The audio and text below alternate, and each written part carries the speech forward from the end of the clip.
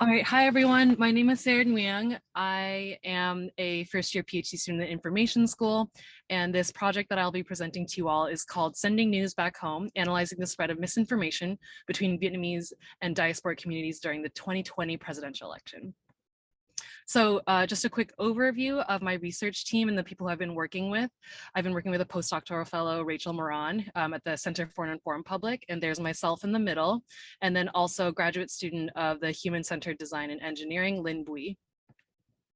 So the motivations around this project, I will start off as like a personal note, is that I am Vietnamese American and I had to help my parents vote during the presidential election, and it was their first time voting after immigrating here after 30 years.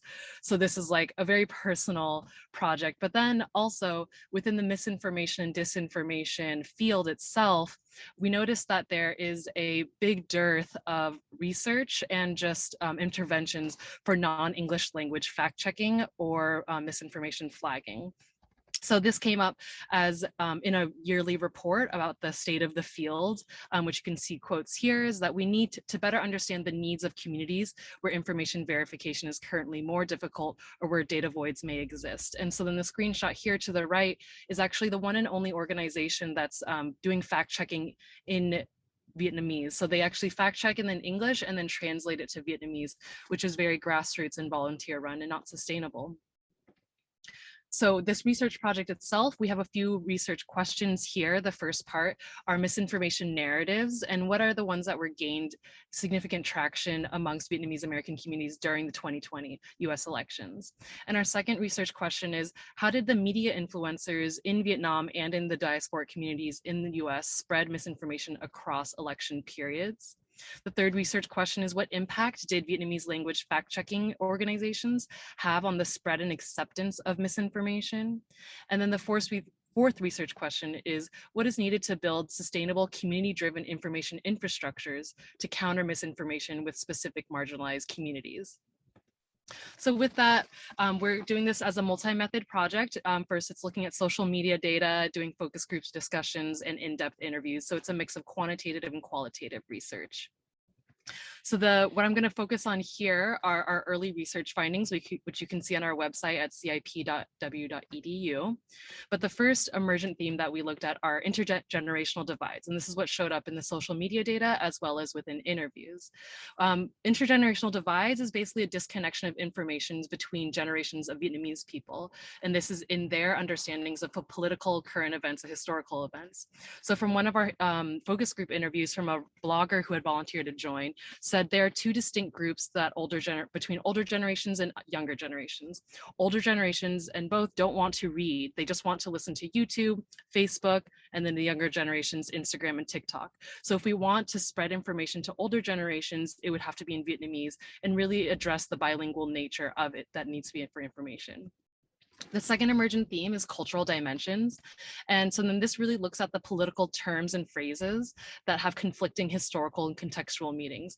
Most specifically, this is looking at socialism, communism, relationships with China, and how that really affects the difference and an organization of information between generations of people. And so here you'll see that there's actually a really heavy patriotism between immigrants, such as Vietnamese Americans, but then they still fly the pre-1975 pre-communist flag. So there's a lot of disconnect between political understandings. And then the third emergent theme is historical trauma. So misinformation narratives pull on patriotism, like I said earlier, fear of socialism, being a good immigrant, the rhetoric of exploiting trauma from Vietnamese diasporic communities. And so in here, one of our focus group attendees said a lot of Vietnamese Americans want to develop a sense of belonging so that they are patriotic, they are fighting the CCP. And for those who are doing hairdressing or nail salons, so a lot in the beauty business, and then those who are realtors, so the entrepreneurship, they want to get together and really understand, are you in the same boat? So what they're saying is, do we have allies between each other?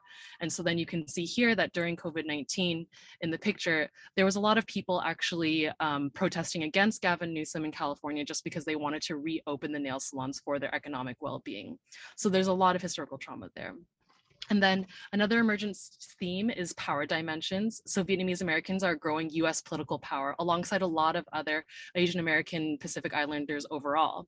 So you can see in this graph in the lower right-hand corner that there's been an increase of population of Asian American Pacific Islanders. And so then there's a fear that misinformation and distrust in news media impedes on political involvement and representation, which you can kind of see in this left-hand side chart here of the kind of the distrust that there is in interference in elections. There's a lot more historical and contextual explanations on why one might be fearful of that.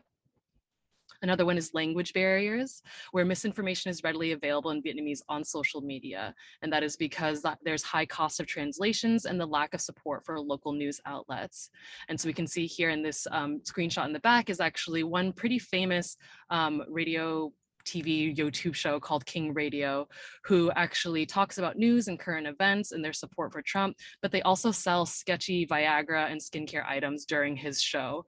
So there's a lot of kind of manipulation and exploitation within the language barriers as well.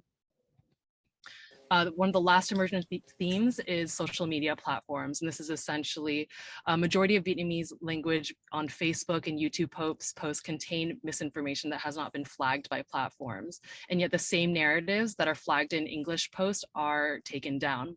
So this issue exposes technology platforms' lack of investment and trust in non-English content moderation. So here I did an anonymized Facebook post. So it's been a little bit summarized so you can actually find out who it is, but it's them, this user who's in a Vietnamese group actually calls out that they think that Facebook services are actually deliberately mistranslating posts in Vietnamese. So that's just a little bit about the project and so far, and we're still working on it, but thank you so much for letting me present to you all and taking the time to listen.